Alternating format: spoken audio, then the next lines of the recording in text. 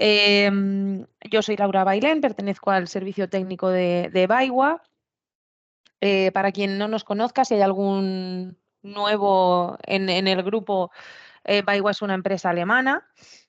En 2009 empieza con su delegación de energías renovables y en la parte en la que estamos nosotros, en la parte de distribución.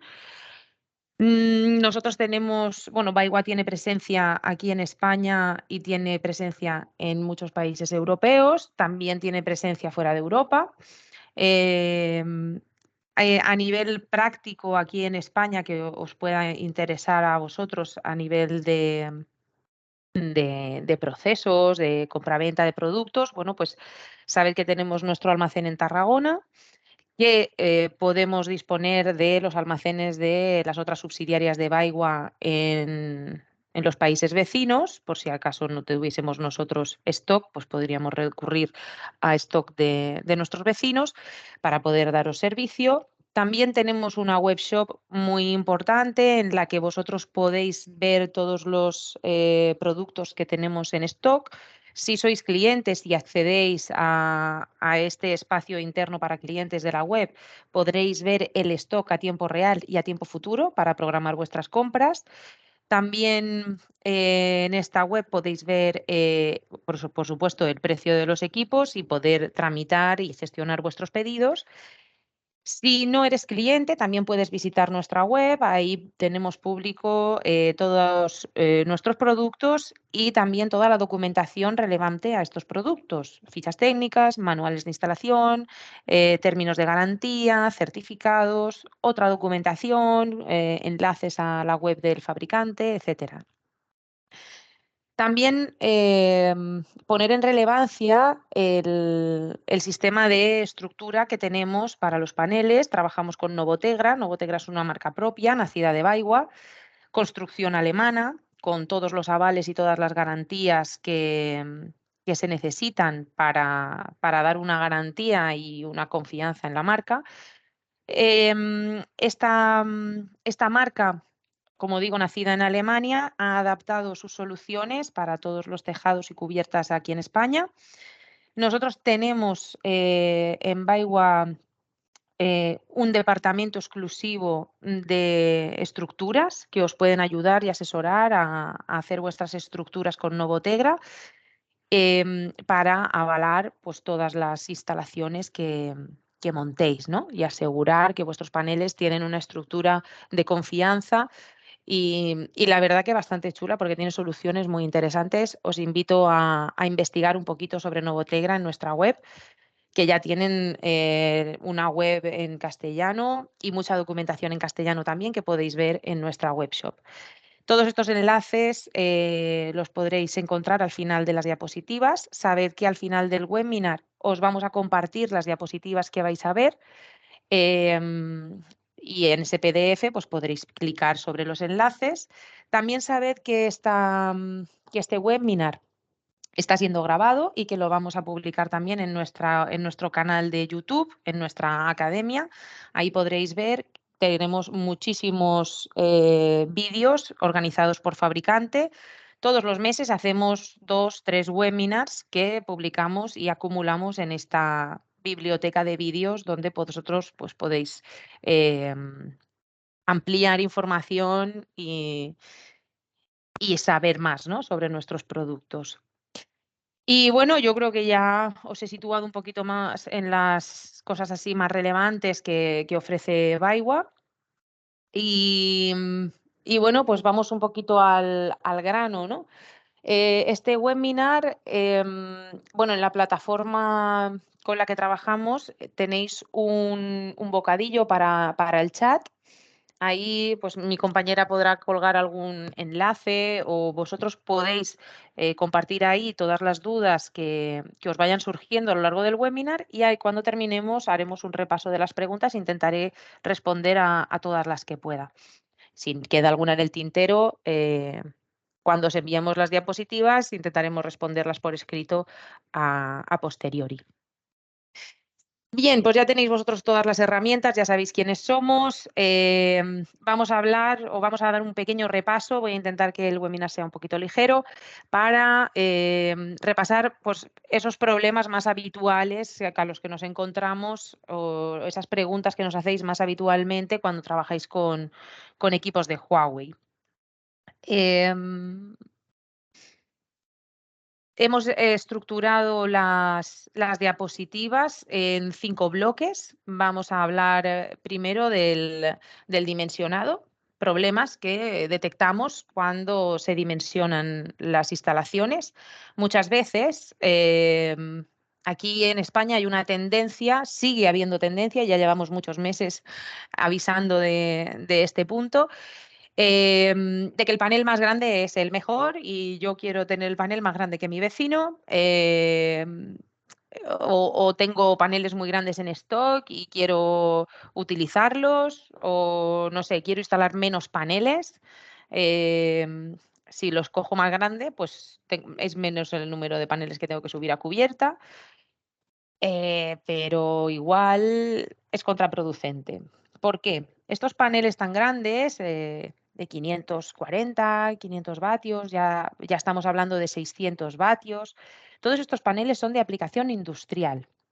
Son paneles muy grandes y tienen una salida de continua con unas intensidades de corriente bastante altas. Tanto es así que salen de los márgenes de trabajo de los inversores residenciales. Aquí os ponemos el ejemplo del inversor monofásico, el L1, y si vemos en la ficha técnica nos dice que admite una intensidad máxima por MPPT de 12,2 amperios, 12,5 amperios.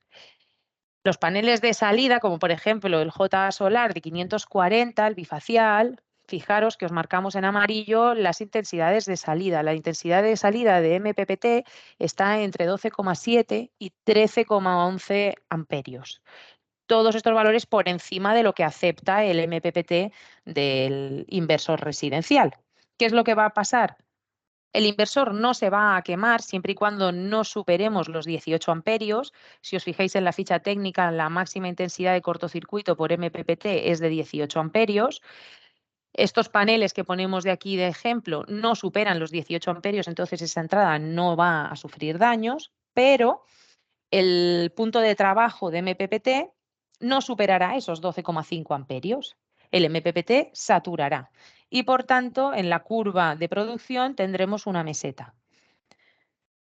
Y así ya sabéis identificarla. Si la curva en la monitorización llega a un máximo y se queda constante hasta que baja de ese valor máximo al que puede aportar el inversor, ahí sabréis que estamos saturando el MPPT. La intensidad de trabajo del panel es superior a la intensidad a la que puede trabajar el MPPT del inversor. Entonces, tendremos esa meseta, perderemos eficiencia a ese nivel. Otra cosa que también podemos meter la pata a la hora de dimensionar y hacer nuestros esquemas de instalaciones, sobre todo en residenciales, es que hacemos cadenas demasiado largas. Antes estábamos hablando de que superamos la intensidad de corriente y ahora vamos a hablar de que podemos superar la tensión de trabajo de este MPPT. Si yo tengo una cubierta orientada este-oeste, perfecto, pongo un MPPT al este, otro MPPT al oeste, no se molestan, ninguno de los dos va a reducir la potencia de trabajo del otro MPPT, perfecto, sin problemas. Fijaros que el ejemplo es con un JA de 345 vatios, 16 unidades. En este caso pondríamos 8 y 8. Perfecto, maravilloso. Me cabe en cubierta, un ejemplo ideal. Ahora si tengo la cubierta norte-sur, bueno, pues elegiré intentar meter todos los paneles al sur. Si me caben, maravilloso. Ostras, pues como los tengo todos al sur, todos con la misma inclinación, la misma orientación, ¿por qué no voy a poner solo un MPPT?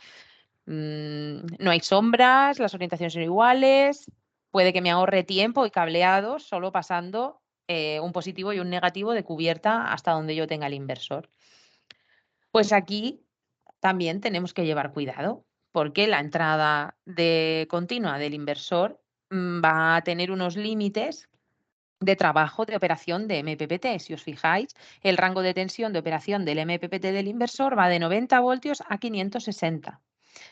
Si paso de esos 560, tendré saturado el MPPT. Fijaros que si yo pongo un solo string, tendré 16 paneles por la tensión de trabajo del panel. Son 668 voltios, por encima de los 600 que me admite el inversor. En este caso, podría dañar el equipo con la entrada de la tensión de continua. Sin embargo, si utilizo dos strings, si hago dos entradas, divido esa línea de 16 en 8 y 8, ya estaré por debajo de los 600 voltios, y si estoy por debajo de los 560, pues aún trabajará mejor el inversor. ¿Vale? Entonces, cuidado a la hora de elegir el inversor y a la hora de elegir el panel. Si voy a poner Huawei, porque estoy trabajando con Huawei y tengo que elegir un panel, pues voy a mirar que esa intensidad de trabajo del panel no supere la intensidad de entrada y que la cantidad de paneles que voy a poner en una línea esté dentro de unos rangos aceptables para la entrada de continua del inversor. Hablemos ahora de la instalación, ¿vale? Cuando vamos a instalar, una vez ya hemos pasado el proceso de dimensionado, ya tengo claro los equipos que voy a poner, vamos a instalar. A la hora de instalar los equipos, una manera interesante de saber si todas las conexiones de continua y todo el cableado de continua es correcto, es una vez hecha la puesta en marcha, que ya estoy monitorizando en el portal, puedo entrar al detalle y puedo mirar las tensiones de cada string, o sea, en el inversor. Yo puedo desglosar los detalles de cada string y ver las tensiones a las que está trabajando cada string. Y ver si efectivamente es coherente con el número de paneles que he puesto. Si me dan valores esperados o me dan valores que están por debajo de lo esperado. Si está por debajo de lo esperado es que alguna conexión no está bien, y entonces tendría que revisar pues conectores de continua, polaridades, y revisar un poquito toda la parte del conexionado de cableado de continua, ¿vale? Huawei, a nivel de monitorización, nos da estas herramientas que podemos usar para irnos de la instalación convencidos de que dejamos la instalación funcionando correctamente. Estos serían como buenas prácticas, ¿no? En la puesta en marcha. Cosas recurrentes que nos encontramos en las instalaciones y que nos llamáis mucho sigue siendo el tema de los cables. Muchas veces se nos confunden cables, no los montamos bien, no revisamos bien el esquema de cableado. Entonces, bueno, pues poner aquí un poco de relevancia, que es importante seguir al pie de la letra literalmente el esquema del cableado. Nosotros tenemos guías simplificadas en las que cogemos las partes más interesantes o más importantes de los manuales y las resumimos en un paso a paso en unas guías reducidas. Son 10 páginas, pero son todo fotos, ¿vale? Rollo manual de IKEA, pasito a pasito. Y ahí os ponemos, para que tengáis a mano, todos los esquemas relevantes a la instalación, ¿no? Aquí veis una instalación que es de las más complicadas, entre comillas, a nivel de cableado, que es trifásica con su meter y sus dos baterías Luna. Aquí hay mucho cable de comunicación y es fácil cruzar algún cablecito. Entonces aquí tenemos que ser súper meticulosos, súper disciplinados a la hora de revisar cableado.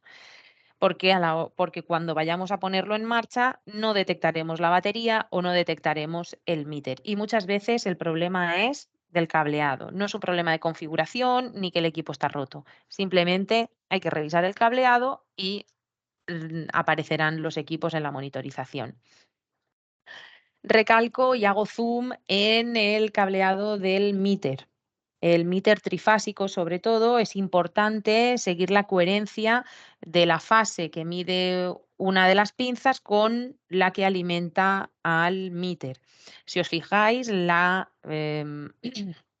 cableado de la fase amarilla entra en el primer pin del meter, por arriba, y entra en la primera pareja. Las pinzas, los cablecitos de las pinzas de la fase amarilla entran en la primera pareja del meter, ¿vale? De izquierda a derecha. Si colocamos los cables de cualquier otra manera, la monitorización será errónea. ¿Cómo podemos verificar esto? ¿Vale? El sentido de las pinzas y verificar que las tensiones no hay fases cruzadas. Podemos ir al criterio de signos. Con esto verificaremos que las pinzas están en el sentido correcto. Y me diréis, las pinzas llevan flechas, Laura, esto no está claro. La flecha tiene que mirar hacia las cargas y ahí ya tengo el sentido de la pinza correcto. Bueno, pues yo os digo que hay veces que esas flechitas pues no son muy de fiar, ¿vale? Lo que os voy a enseñar ahora sí que es totalmente de fiar y ahí iréis sobre seguro. Si entráis en la monitorización, vosotros ponéis en marcha los equipos, los detectáis, perfecto, ya hemos pasado eh, ese punto crítico que es el cable de comunicación, ¿vale? El inversor ya ve al meter, perfecto. Publico la planta en el portal web, me meto en el portal, me voy a los detalles del meter y miro la potencia activa que me está dando cada una de las fases. En este caso, veis que, bueno, en esta parte de la monitorización os marco en amarillo la frase. Esta es el único sitio en el que Huawei nos da pistas sobre el criterio de signos. Nos dice que la potencia es un valor positivo cuando se inyecta energía a la red. Entonces, una manera fácil de comprobar que yo tengo las pinzas bien puestas es quitando la fotovoltaica, apago el inversor, sigo teniendo monitorización, ¿vale? Pero quito la continua del inversor, simulo un eclipse y ya no tengo aporte fotovoltaico. Entonces, todo lo que está midiendo este meter será que cojo energía de la red hacia el interior de los consumos. Todas las potencias deberían de ser negativas porque estoy cogiendo energía de las tres fases. No puede haber inyección porque no hay fotovoltaica. Entonces, me vengo aquí, espero a que el portal se actualice y veo si efectivamente las tres potencias tienen el signo negativo. Si veo algún signo positivo, tendré que girar esa pinza. La puedo girar físicamente o puedo intercambiar los cablecitos de entrada del meter, el blanco por el azul. Cuando ya tenga las tres potencias negativas, que ya vea en este espacio de monitorización que las tres potencias me salen negativas, ahí ya estoy seguro 100% de que esas pinzas están bien orientadas. Ahí ya puedo conectar la fotovoltaica y ya puedo empezar a trabajar y el sistema hará el balance que toca. Otra comprobación súper importante para verificar que el meter está bien cableado es fijarme en el factor de potencia. El factor de potencia, si la instalación no tiene problemas de reactiva, debería de estar cerca de la unidad. Debería de ser 0,9, 0,98, 0,89, ¿vale? Valores cercanos a la unidad. Si yo me meto aquí, estamos en el mismo sitio que antes, en la monitorización, en los detalles del meter. Si miro el factor de potencia y veo un 0,2, ahí ya me tiene que llamar la atención y decir, vale, aquí hay algo que no está funcionando bien, algo no he cableado bien. Y posiblemente sea que he cruzado las fases en los pines de arriba del meter. Como os decía, tiene que haber una coherencia entre la intensidad de corriente que estoy midiendo de una fase y la tensión de esa misma fase. Si yo cruzo en la parte de arriba los colores, ¿vale? Fijaros que os he puesto de recordatorio el esquema en la parte superior izquierda. Ahí veréis, la amarilla va en su pin correspondiente, la verde va en el siguiente y la roja va en el siguiente. Si yo cruzo esa entrada de las fases, el factor de potencia se me irá a valores muy bajitos. Entonces me tiene que llamar la atención el verificar que estoy con las fases coordinadas. Esto, si hacéis estas verificaciones en la puesta en marcha, os ahorraréis viajes y os ahorraréis, madres mías, y visitas extra a la instalación buscando el problema de monitorización, ¿vale? Cuando veáis monitorizaciones raras, lo primero que tenéis que hacer es analizar los datos que os está dando el meter. Y desde ahí ya, en remoto, ya sabéis más o menos qué es lo que le puede estar pasando al sistema en general, ¿de acuerdo? Simplemente es cablear correctamente el meter. Otra cosa con la que nos llamáis bastante es el tema de las conexiones en paralelo entre los equipos. Es el cableado al final. Y están todos los esquemas en nuestras guías y en los manuales. Os recuerdo que los manuales los tenéis descargables en nuestra webshop. No todos los modelos de Huawei tienen los mismos conectores de comunicación, entonces el orden de los pines es diferente. De cada modelo, pues no todos siguen el mismo orden. Entonces habría que revisar cuál es la entrada y cuál es la salida del inversor esclavo hasta que se comunique con el inversor principal. Insisto, tenemos guías y en los manuales tenéis los esquemas. Si necesitáis cualquier cosa, pues nos podéis escribir, que al final de las diapositivas tenéis nuestro correo. Puntos interesantes. A nivel de RS485, la teoría nos dice que este tipo de comunicaciones soporta hasta 1000 metros. Es interesante que el cable sea apantallado y intentad, en la medida de lo posible, que el cable de comunicación no comparta canaleta ni vayan juntitos con los cables de potencia. Aunque sea cable apantallado. Os lo decimos por experiencia, muchas veces hemos movido cielo y tierra, hemos cambiado la velocidad de baudios en la comunicación, cable apantallado, la tierra conectada, 1000 historias, y al final bastaba con sacar el cable de la canaleta. Y en el momento se saca el cable de la canaleta, aparecen todos los dispositivos y lo encuentra todo. Entonces, una buena práctica para prevenir problemas de comunicación es siempre poner los cables de comunicación lejos, hablo de 15-20 centímetros de distancia entre los cables de potencia y los cables de comunicaciones. Sé que esto a veces es complicado, pero si podéis hacer hincapié en esto, os ahorraréis también muchas horas buscando el problema de la comunicación.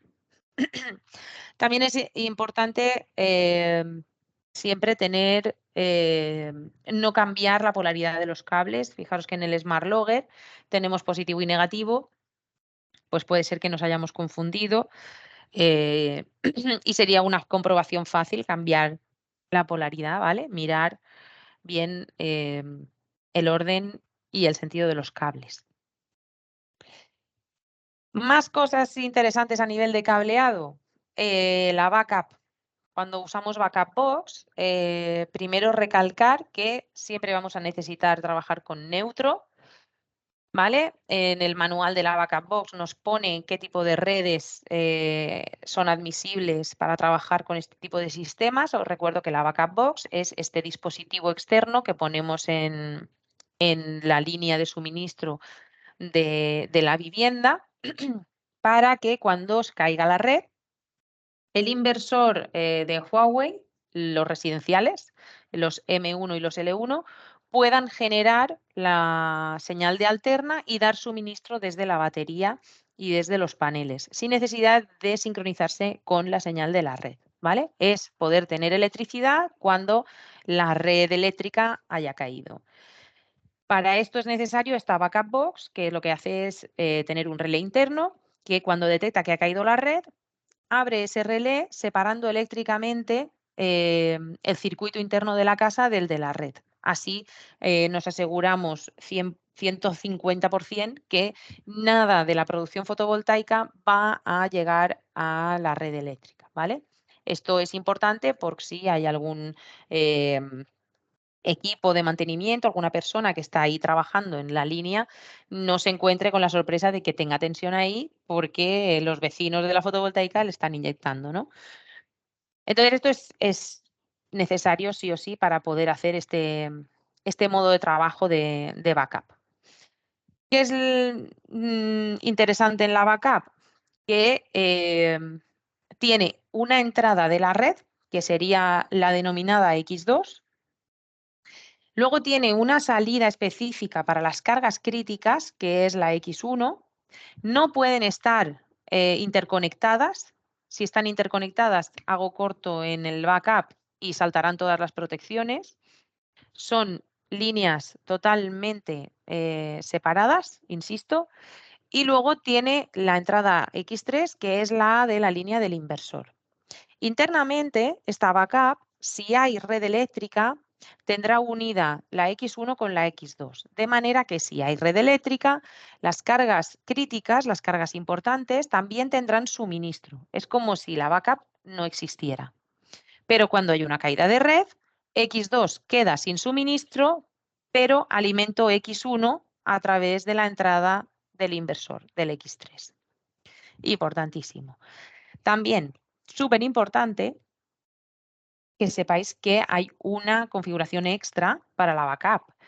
Nosotros cuando tenemos sistemas con backup, hacemos la puesta en marcha habitual con el inversor residencial. Yo me conecto al inversor, al L1, tal, hago los ajustes rápidos con la aplicación, maravilloso. Termino los ajustes rápidos y vuelvo al menú principal. Y me voy a ajustes, me voy a los parámetros de funciones y le activo el modo isla. También le puedo decir cuál es el estado de carga de potencia de reserva, es decir, como yo tengo ahí una backup box y tengo una batería, le voy a decir, en ningún caso me vas a descargar la batería más del 20%, porque yo quiero tener esa reserva del 20% por si se me cae la red, tener siempre como mínimo ese 20%. Y luego también puedo elegir si este cambio de modo de trabajo habitual a modo de trabajo en backup se hace de forma automática o de forma manual. Siempre vamos a elegir la automática para no obligar al cliente final a tener que ir a configuración y tener que activarse el modo de isla. Espero haber aclarado este punto. Bien, más cosas que nos encontramos. Vamos a intentar analizar un poquito las gráficas que nos muestra Fusion Solar para saber identificar posibles fallos en la ubicación del meter. Ya hemos visto que el meter es un elemento conflictivo en la instalación, es una fuente de error. A nivel de cableados de comunicaciones y de cableado en sí, ya hemos visto, ya hemos repasado cuáles son las comprobaciones que nos van a ayudar a verificar que el cableado está correcto, pero no solo el cableado hay que verificarlo, sino también la ubicación del meter. Os he puesto el esquema más simplificado, es el esquema que utiliza Huawei en su portal. Tenemos una línea que nos llega desde la red eléctrica, que es la que viene del contador de la compañía eléctrica. Tenemos la línea de la fotovoltaica que va en paralelo con esta línea de suministro y lo que sería la rama de consumos, que va desde la conexión en paralelo con la fotovoltaica hasta el cuadro general y el resto de cargas de la vivienda. Bien, la posición correcta del meter es la que estáis viendo. Es aguas arriba de la inyección de la fotovoltaica. De esta manera, el portal hará bien los cálculos, porque los valores que estamos leyendo en esta pantallita del meter son los valores que se leen en ese punto frontera. Realmente no es el valor del consumo. El valor del consumo será la resta entre lo que se coge de la red y lo que se produce de la fotovoltaica. Fijaros en la frase de arriba, el consumo no se mide con el meter, se calcula. ¿Vale? Ese consumo que sale en Fusion Solar es un consumo calculado. Entonces, no solo tengo que tener bien orientadas las pinzas para que el signo sea el correcto cuando el Fusion Solar lo calcule, sino que también tengo que tenerlo en la ubicación correcta. Este es el ejemplo ideal. ¿Veis la curva que es la habitual de un sistema correcto, maravilloso? Mirad la campana de Gauss, qué bonita es. Perfecto. Si yo pongo el meter en la rama de suministro de la fotovoltaica, ese meter leerá los mismos valores que me está dando de producción fotovoltaica. Y fijaros la curva. En la curva veis que por la noche no tengo consumo y eso ya me tiene que hacer sospechar mucho porque es muy raro que nuestro cliente final no tenga consumo nocturno, sino que además esta curva de consumo, que es la curva roja, está superpuesta a la curva verde. Esto obviamente aquí el meter no está bien ubicado. Aquí el meter está contando cosas raras. Y además también varía si yo pongo las pinzas en un sentido o en otro, el portal se me irá a cero o me duplicará el consumo o duplicará la línea de producción. Si yo pongo el meter en la rama de consumo, aquí el meter está contando tanto el consumo como la producción fotovoltaica. Me está contando, o sea, aquí no me está contando bien porque luego el portal hace cálculos con los valores que le llegan del inversor. Entonces voy a tener, fijaros que la curva azul, que es la superpuesta a la roja, perdón, a la verde, la curva verde sería la producción fotovoltaica, pero aquí se ve azul porque tenemos el autoconsumo superpuesto, y la curva roja es el consumo. La curva roja, fijaros que es como que aumenta el valor del consumo con la fotovoltaica, se me dispara. En cualquier caso, siempre que veáis que la curva roja, que es la de consumo, sigue una tendencia con la línea verde, que es la de producción fotovoltaica, eso quiere decir que el meter no lo tengo bien ubicado. Y me diréis, sí, Laura, yo estaba ahí delante del cuadro general y te prometo que lo tengo en el punto frontera. Me sale de aquí, de la entrada del contador de la compañía eléctrica y luego pongo la fotovoltaica en otro sitio y tal. Yo sé que enfrentarse a los cuadros generales de los clientes a veces puede ser un verdadero infierno, pero aquí tenemos la prueba. Vosotros id a la monitorización. Y veréis, esperad una horita, 2 horitas, iros a comer y luego volvéis y miráis la monitorización. Si veis esta tendencia, es que hay algo en ese cuadro general que no estáis viendo. Hay algún cruce en alguna parte, alguna derivación en alguna parte que no estáis viendo. ¿Vale? Tened fe en los datos, sed racionales y mirad qué es lo que os está diciendo la monitorización para analizar y buscar ese punto, esa ubicación correcta del meter. Em, ¿Qué os iba a decir? Os iba a decir algo más. Bueno, me acordaré. Bien. Más cosas. Hablemos de la operación. Como veis, os estoy animando a ver todo lo que nos está diciendo Fusion Solar para saber distinguir dónde está el problema e ir a la raíz de lo que tenemos que cambiar, ¿no? Entonces, un poquito repasillo por todo lo que podemos hacer de forma remota. Una vez que ya hemos hecho la instalación, ya hemos verificado todo lo que hemos podido. Bien, yo desde el portal de Fusion Solar puedo ver muchas cosas. Puedo actualizar las instalaciones de forma remota. Yo desde la página principal de Fusion Solar, en el menú de arriba, puedo entrar en plantas, gestión de actualizaciones. Y ahí me abrirá o aparecerá una nueva pestaña, ¿no? Una nueva ventana en la que yo puedo generar una tarea nueva y añadir una actualización de cualquiera de los dispositivos de cualquiera de las plantas que yo tenga activas en el portal. A la hora de hacer la actualización, el propio Fusion Solar me va a ofrecer todas las versiones que hay disponibles de actualización. Hay veces que, bueno, sabéis que se están sacando actualizaciones constantemente. Hay alguna actualización que puede ser que hayáis entrado en contacto con el servicio técnico y os hayan enviado una actualización que no está operativa todavía en el portal. A veces sacan actualizaciones que tardan un poquito en subirlas para tenerlas disponibles desde aquí. Pero esos son casos puntuales en los que el propio servicio técnico de Huawei pues, nos facilita esos paquetes de actualización. También podríamos actualizar de forma local, con la aplicación actualizada antes de salir de la oficina. Siempre que vayáis a una instalación, os recomendamos que actualicéis vuestra aplicación antes de salir, porque cuando actualizáis la aplicación se descargan los paquetes nuevos de actualización de los dispositivos.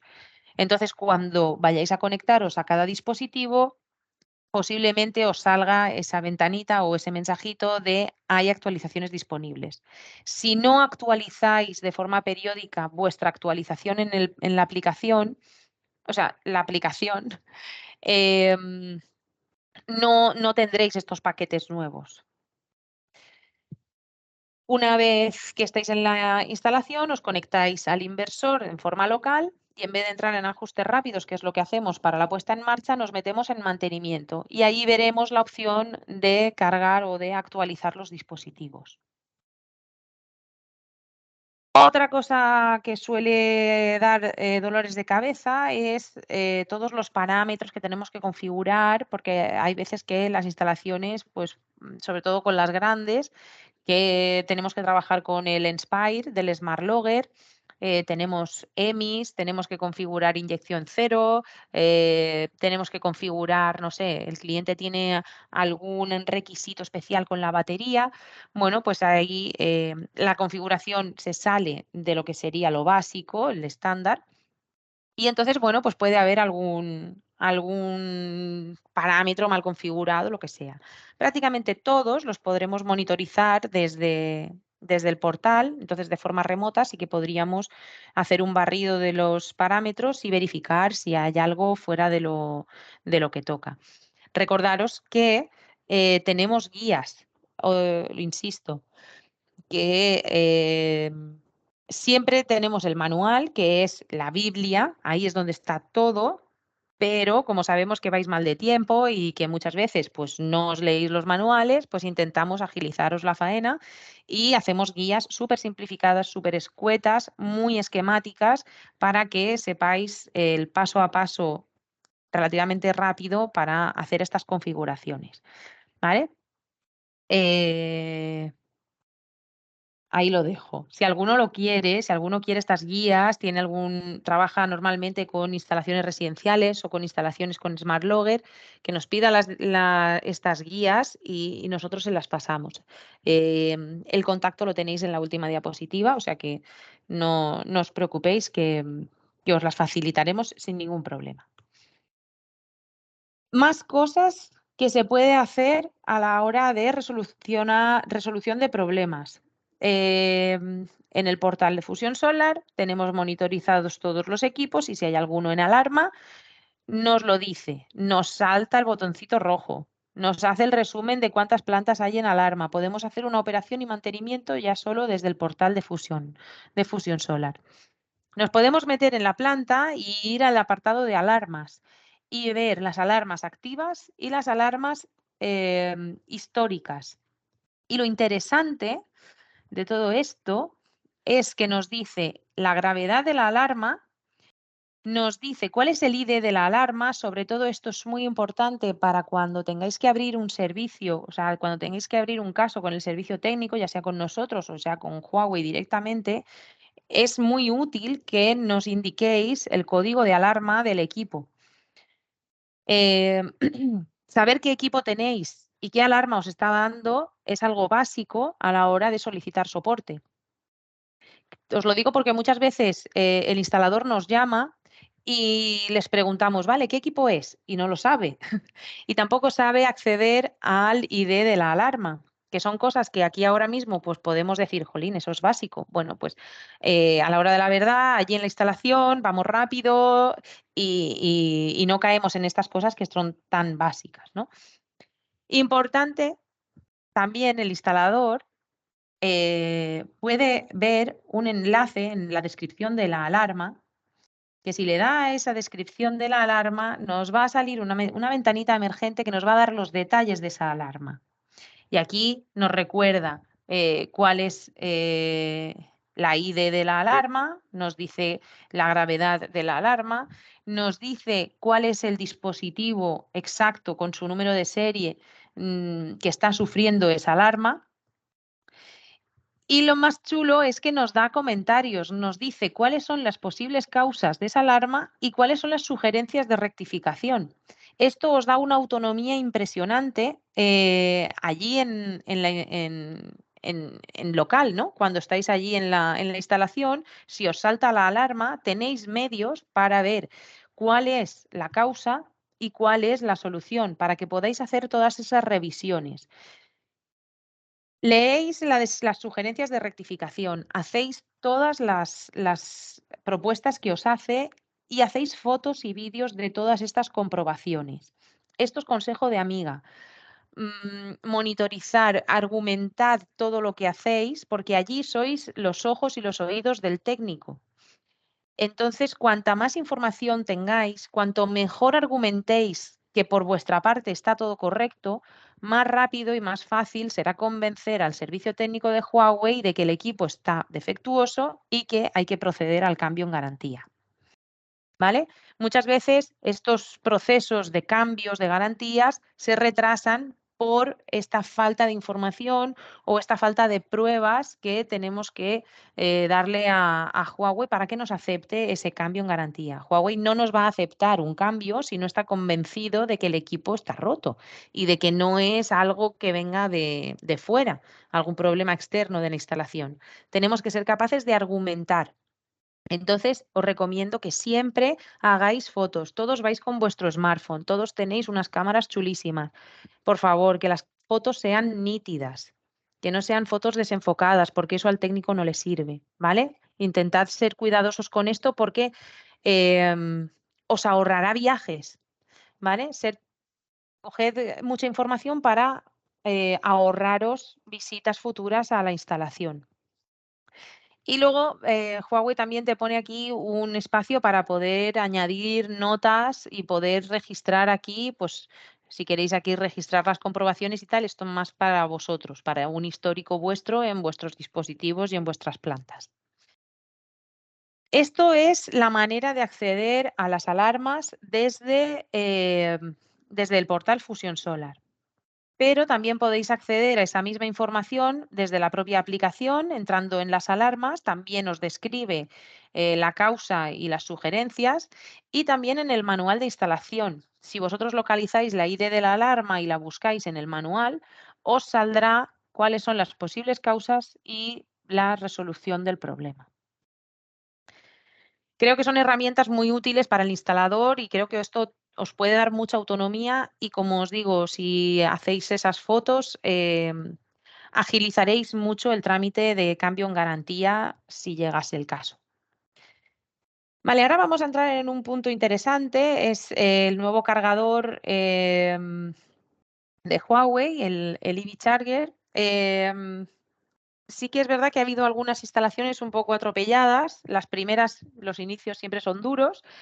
Em, entonces, bueno, aquí le he dedicado un apartado especial para este tipo de instalaciones. Importantísimo saber qué es lo que necesito y qué es lo que no necesito. Siempre que vaya a poner un punto de carga de vehículo eléctrico de Huawei, voy a necesitar el Smart Dongle y el meter si ya tengo instalación fotovoltaica o voy a poner también instalación fotovoltaica. ¿Vale? Si hay algún inversor fotovoltaico ahí trabajando, sí o sí, aunque sea un residencial monofásico L1, sí o sí voy a necesitar el Smart Dongle. Y por supuesto el meter. Si no tengo instalación fotovoltaica, que solo voy a trabajar con el cargador de vehículo eléctrico, necesitaré un meter, pero ese meter será especial, no es el meter de la fotovoltaica, sino que sería el meter que termina en FE. Está en nuestra webshop, podéis ver manuales y ficha técnica del meter. ¿Vale? Es importante que tengáis claro este punto. Si tengo fotovoltaica, necesito el dongle. Si no tengo fotovoltaica, tengo que llevar el meter especial el FE. Para la puesta en marcha, ¿vale? Hay que seguir una secuencia bastante no laberíntica, ¿vale? Porque tiene su sentido, pero sí que puede que maree un poquito al principio, ¿vale? Hemos intentado esquematizarla, tenemos una guía rápida, tenemos un proceso de puesta en marcha de Huawei que nos ha facilitado, que si no está en la web lo estará en breve. Entonces la información la tenéis. Aquí os lo he puesto súper resumido para que tengamos un poquito un esquema general. Lo primero que tengo que hacer cuando tengo una instalación con fotovoltaica y con cargador de vehículo eléctrico, lo primero es, voy a configurar el inversor, voy a detectar el meter, voy a detectar el dongle, voy a configurar el dongle para que se comunique con el internet de la vivienda, ¿vale? Y ya hago mis ajustes rápidos, normal y corriente, el estándar de la puesta en marcha de las instalaciones. Después, tengo que actualizar el dongle, pero lo tengo que actualizar de forma manual, en local. Tengo que tener descargado el paquete de actualización este que veis en pantalla. Nosotros lo tenemos disponible, si no os lo podéis descargar desde los enlaces que facilita Huawei. Si no lo encontráis, nos lo pedís, que nosotros ya lo tenemos.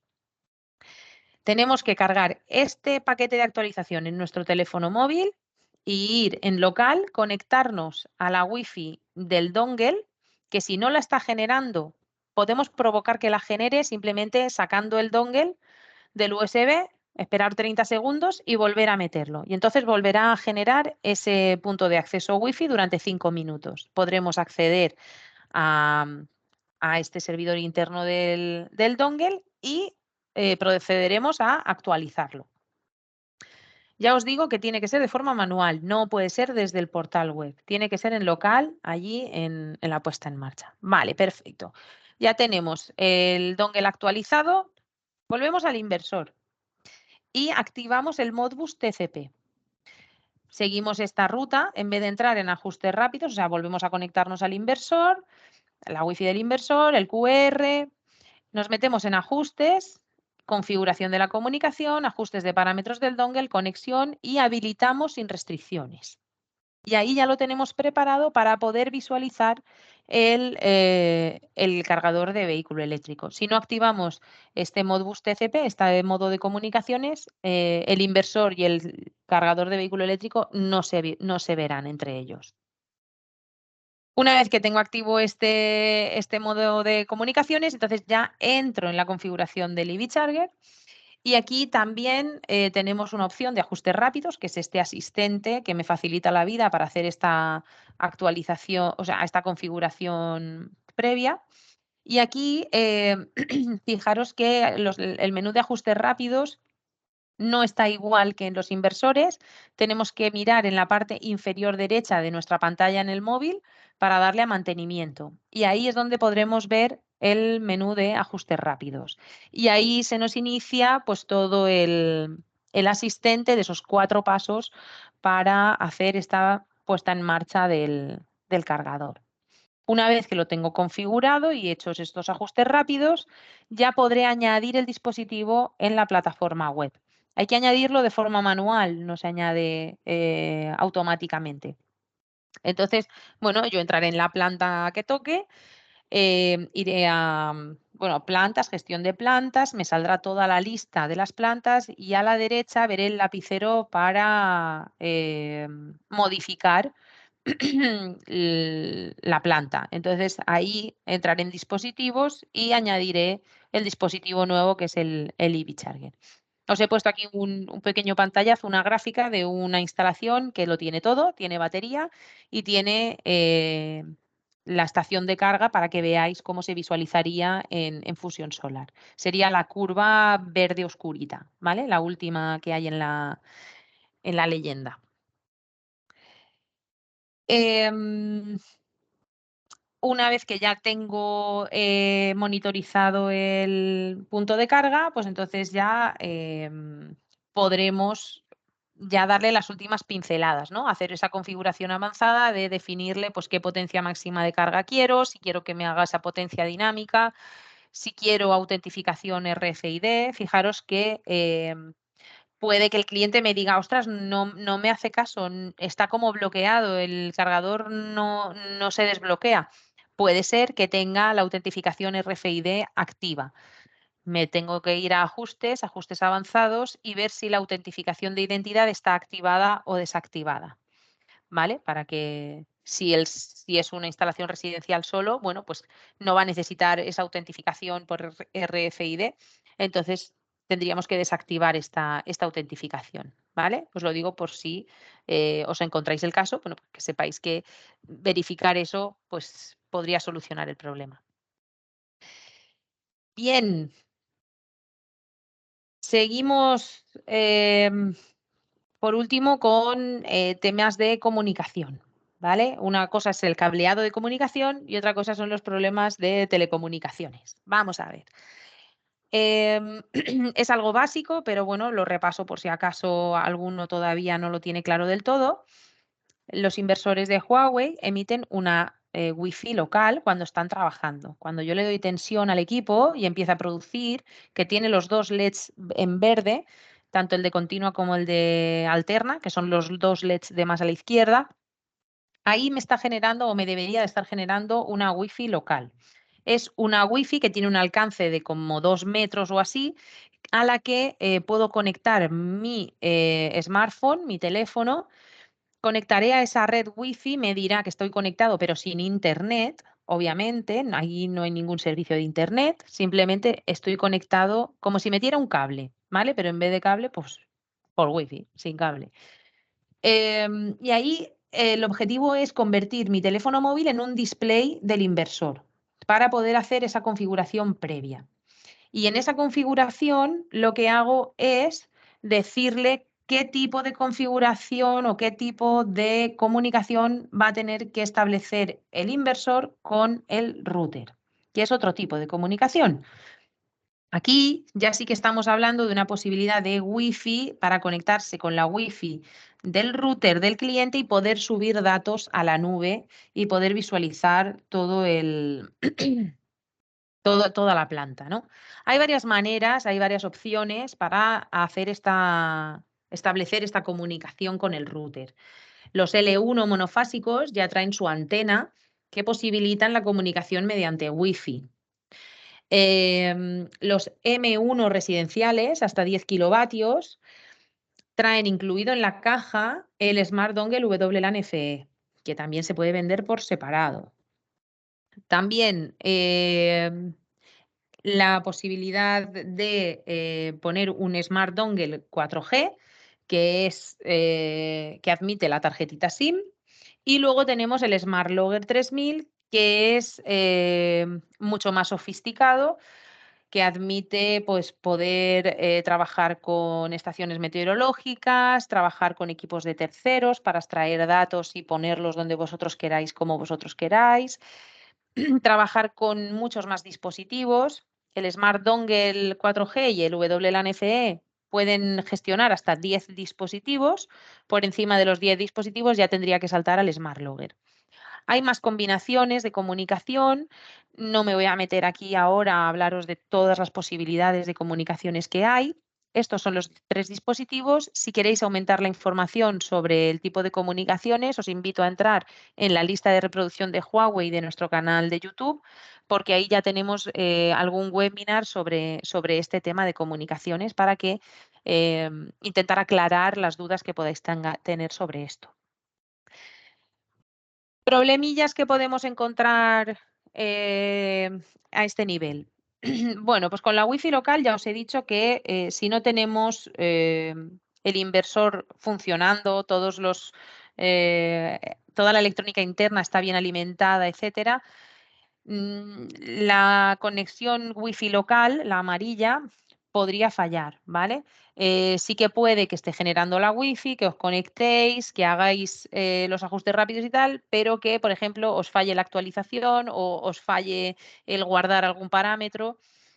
Entonces, revisad que los dos LEDs están en verde fijo y que el equipo está trabajando y está produciendo con normalidad.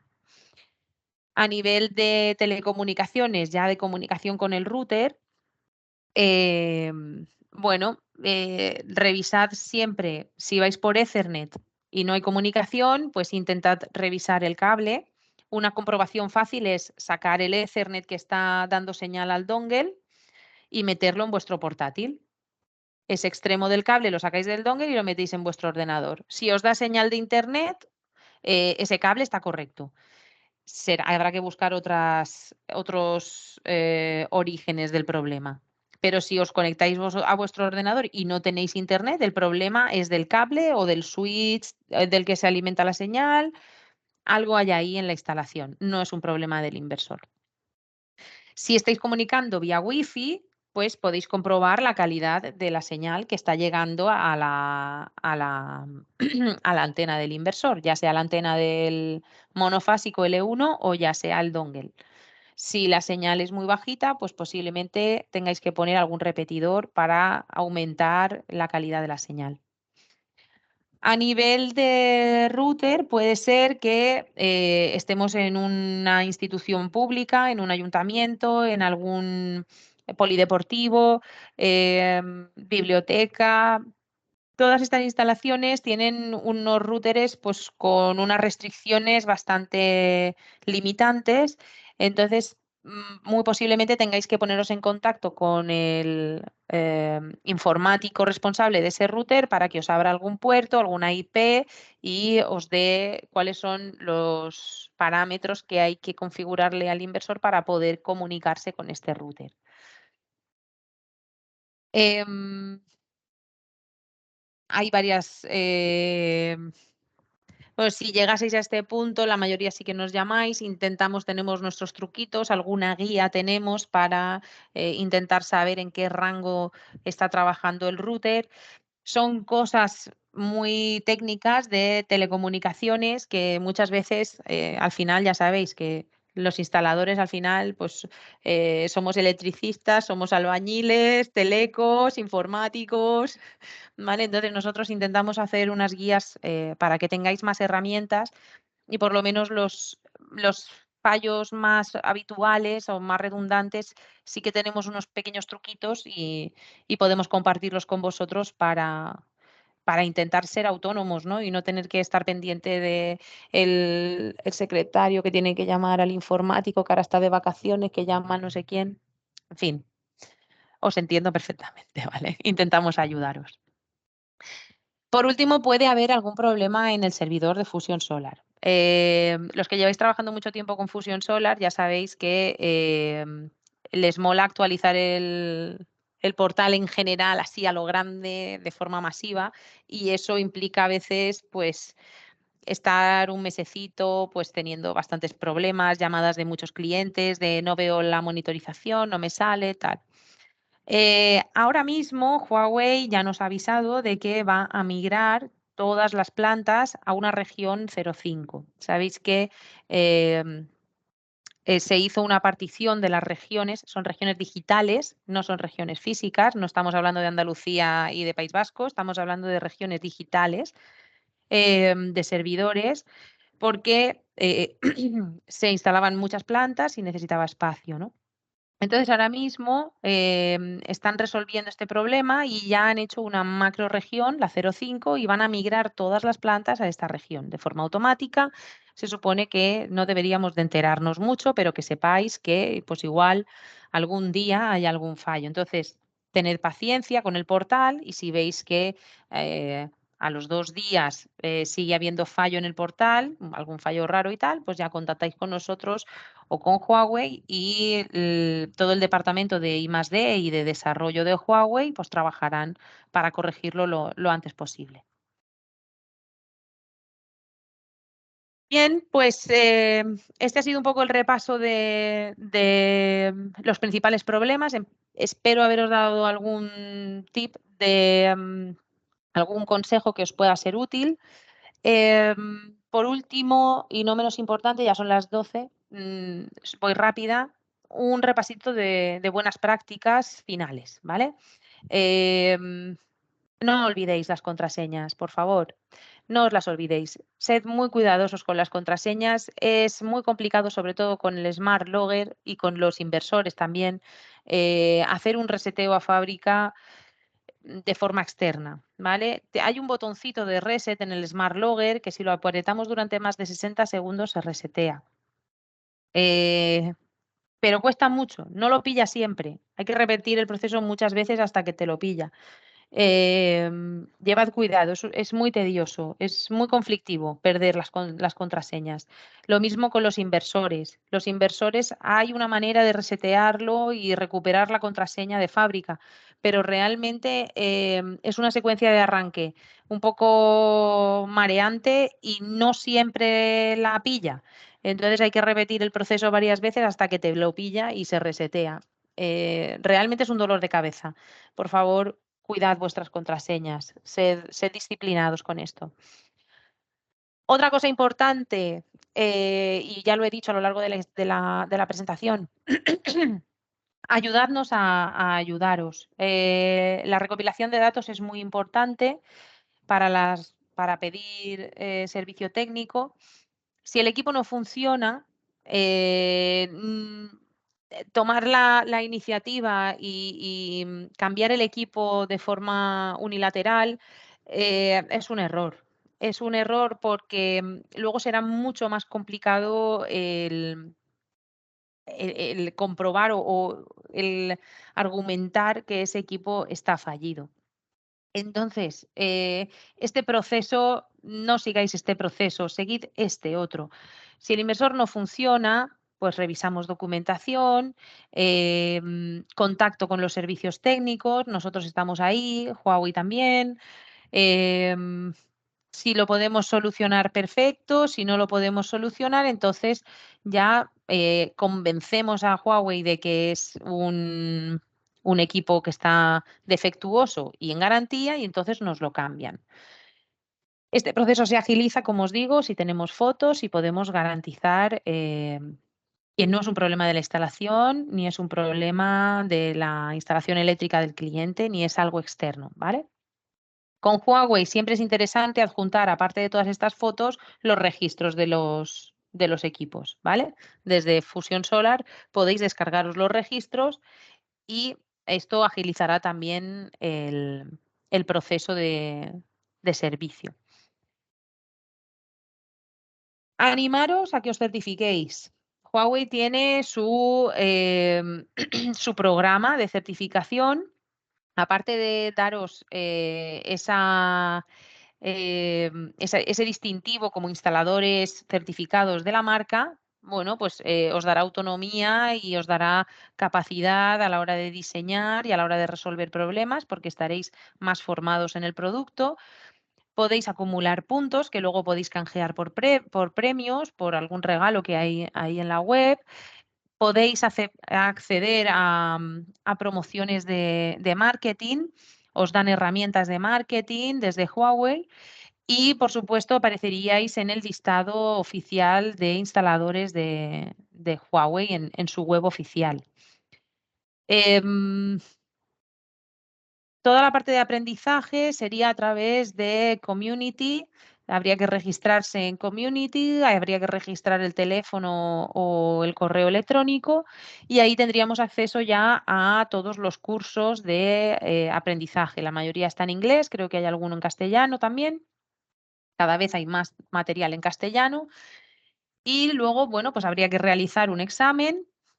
Hay dos tipos de examen. Hay un examen de certificación primaria y una certificación avanzada, que ya se nos deriva a la plataforma eLearning X y ahí ya tendríamos acceso a los exámenes. Una vez realizado el examen, pues que tendrían estos detalles, ¿vale? Fijaros que el primario pues son unas 30 preguntas, ¿vale? De una batería de 40 y en el avanzado pues ya tenemos 100 preguntas de una batería de 400. Una vez pasado este examen, pues ya podría descargar el certificado que sería válido por un año. Al año tendría que volver a hacer el examen para volver a renovar esta certificación. Bien, aquí os dejamos los enlaces prometidos. Me he pasado 5 minutitos, pero bueno, creo que ha sido interesante. Creo que algún consejito espero que podáis aprovechar. Gracias por vuestra asistencia. Y Berta, vamos a ver si hay muchas preguntas. Hay algunas, A ver, pero si te parece empezamos a contestar algunas y si no da tiempo las contestamos luego y las compartimos. perfecto. Dayana preguntaba, ¿puedo dejar la reserva de batería en el 80%? Sí, sí, como poder puedes, claro que sí. Lo que pasa es que solo aprovecharás de forma habitual el 20. Entiendo que te estás refiriendo al modo backup. Eh, y sí, puedes dejarla al 80 para tener una reserva de la batería completa en casos de que haya caída de luz. Si es una zona en la que los cortes de luz son de muchas horas, pues igual sí que te interesa poner ese porcentaje. Sí, sí, sí, sin problemas. Tienes que tener en cuenta que luego en el uso habitual solo podrás aprovechar ese 20%. Ángel preguntaba, ¿cómo podemos evitar los disparos intempestivos de los diferenciales del cuadro general cuando tenemos un inversor Huawei inyectando? En el manual de Huawei se indica que la protección del diferencial del inversor debe tener una sensibilidad de 100 amperios, pero en las viviendas la sensibilidad de los diferenciales es de 30. Sí, esta es la historia. Esto es un problema, es un conflicto legal realmente. Nosotros tenemos documentación del fabricante donde explica cuál es el fenómeno que provoca este salto de diferenciales y nos da una lista de cuáles son los diferenciales recomendados por Huawei, ¿no? Y efectivamente en monofásicas recomendará 100 miliamperios y en trifásicas 300 o 400 miliamperios. Esto entra en conflicto, como bien dices, con el código técnico que me obliga a poner 30 miliamperios. Vale, la respuesta de esto, y yo ya llevo muchos meses, incluso años detrás de los fabricantes, porque esto no solo le pasa a Huawei, le pasa a más fabricantes. A unos fabricantes les pasa más que a otros y es un fenómeno que tiene que ver con la cantidad de dispositivos que hay conectados, la humedad, sobre todo, los días de lluvia y en las épocas de mucha humedad, mucha lluvia, el teléfono nos quema de saltos de diferenciales. La batería también añade más leña al fuego. Em, la solución, realmente no hay solución. No me dan solución satisfactoria. Nos dicen que ellos recomiendan estos diferenciales, que pongamos los diferenciales de 100 miliamperios y que hay como una laguna en la legislación. Realmente tú cuando estás inyectando energía, tu instalación no es una vivienda residencial al uso, sino que se convierte en una instalación productora, ¿no? En una instalación que genera energía. Entonces ahí se agarran ahí, pero no es una solución satisfactoria que nos deje tranquilos a ninguno. Ahora mismo no hay una solución que te pueda decir así se arregla. Es que elijas que te salte cada 2 por 3 o poner el de 100 miliamperios. Ahí siento no poder, pero bueno, no depende de mí. Yo he ido detrás de todos los fabricantes intentando tener una solución satisfactoria, pero no. Ahí yo creo que la legislación debería de actualizarse también. Pero bueno, tenemos documentación sobre esto, tenemos documentación oficial de Huawei y de otras marcas. Si lo necesitas, escríbenos un correo y te mandaremos toda la documentación para que puedas avalar ante quien lo necesites de cómo está la cosa. Otra pregunta, ¿qué ocurre si la planta aparece en gris? Es decir, está sin monitorizar, pero no aparece alarma. Sin embargo, vemos que los inversores están ok y la planta está produciendo. Por más que miren Vale. los diferentes dispositivos de fusión, no aparece alarma. ¿Puede ser un fallo de comunicación? Efectivamente. Si la planta aparece en gris es que está offline, que no tiene comunicación con el portal y es que ha fallado alguno de estos casos que hemos visto al final, ¿vale?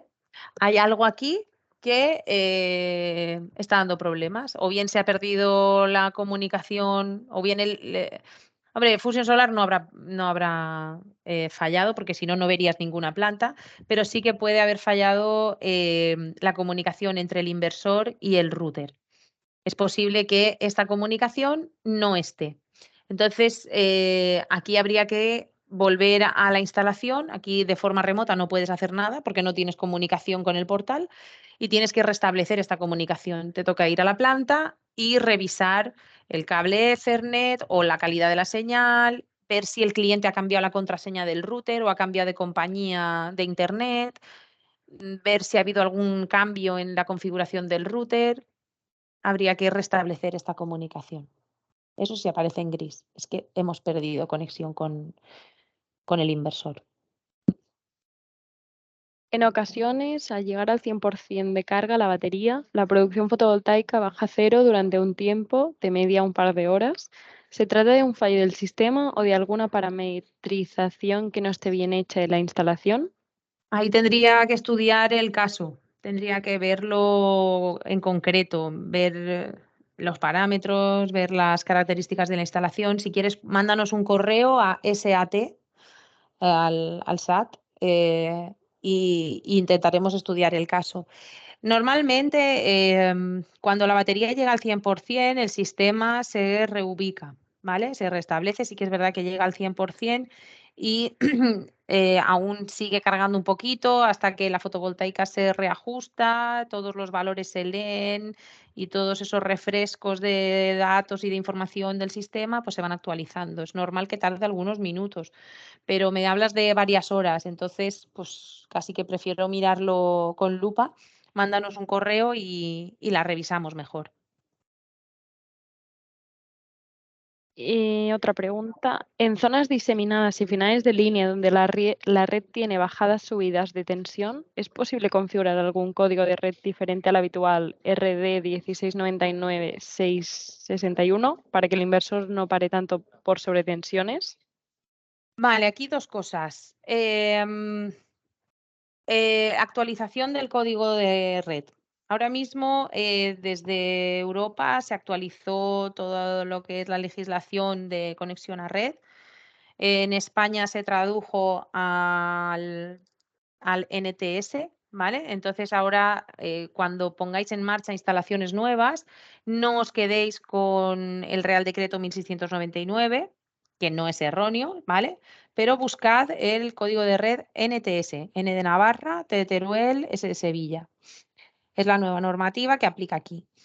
A nivel de configuración y a nivel de límites establecidos, los parámetros que se tienen que cumplir para conectarse a la red, es muy parecida, ¿vale? Entonces, que no cunda el pánico. No tenéis que cambiar las instalaciones que ya están trabajando con el Real Decreto 1699, están correctas, ¿vale? Pero de cara al futuro, las nuevas, pues ya podéis ponerlas con el NTS.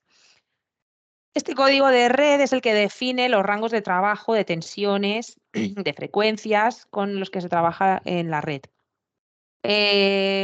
Sí se pueden modificar parámetros para ampliar este rango y evitar estos cortes y reconexiones tan rápidas que puedan tener los equipos.